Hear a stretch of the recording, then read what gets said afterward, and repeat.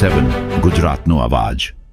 નમસ્કાર દર્શક મિત્રો, i7 ન્યૂઝ ગુજરાતીની સાથે હું છું આપની સાથે પાયલ બામભણિયા। તો જોઈએ આજના મહત્વના સમાચાર। રાજ્યમંત્રી શ્રી રમેશભાઈ કટારાની અધ્યક્ષતા હેઠળ દાહોદ આદિજાતિ મ્યુઝિયમ ખાતે સંપૂર્ણતા અભિયાન 2.0નો કરાયો શુભારંભ।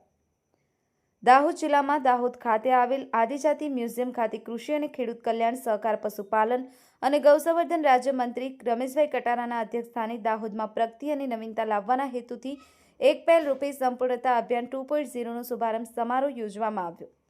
આ પ્રસંગે રાજ્યમંત્રી રમેશભાઈ કટારાએ સૌ અધિકારીશ્રીઓને સંબોધતા કહ્યું હતું કે સંપૂર્ણતા અભિયાન 2.0માં દાહોદ ઉત્કૃષ્ટ કામગીરી કરી અને અગ્રેસર આવે તે માટેના પ્રયાસો કરવાના છે।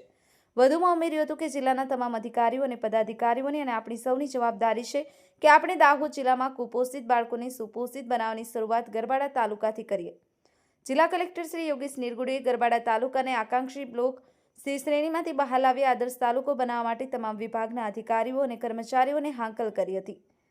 આ અભિયાન અંતર્ગત આઈસીડીએસ વિભાગના 4 મુખ્ય સૂચકાંકો પર વિશેષ ધ્યાન કેન્દ્રિત કરવા સૂચના અપાઈ હતી।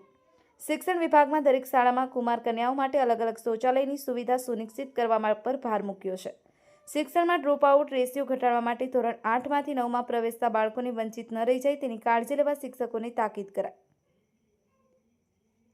પશુપાલન ક્ષેત્રે 100% રસીકરણનો લક્ષ્યાંક પ્રાપ્ત કરવા સરપંચો અને ગ્રામ પંચાયતના સભ્યોનો સક્રિય સહયોગ લેવા પણ માર્ગદર્શન અપાયું હતું।